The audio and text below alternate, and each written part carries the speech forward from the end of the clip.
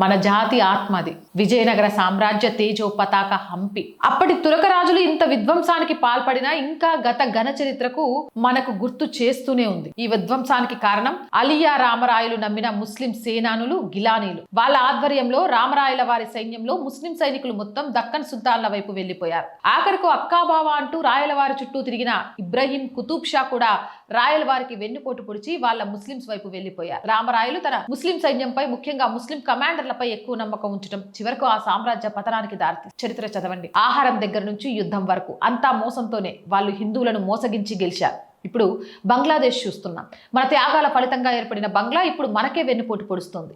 మనకు సంబంధం లేని ఇరాన్ యుద్ధంలో భారత్ అభిష్టానికి వ్యతిరేకంగా ఇరాన్కు ఇక్కడి ముస్లింస్ షరతులు లేని మద్దతిస్తున్నారు. రేపు మనం కూడా యుద్ధంలో పాల్గొనాల్సిన అనివార్య పరిస్థితి వస్తే భారత్ పరిస్థితి ఏంటి? వీళ్ళు భారత్కు వెన్నుపోటు పొడిచి అంతర్గతంగా దేశాన్ని అతలాకుతలం చేయరని ఏమైనా గ్యారెంటీ ఉందా అని విశ్లేషకులు ప్రశ్నిస్తున్నారు.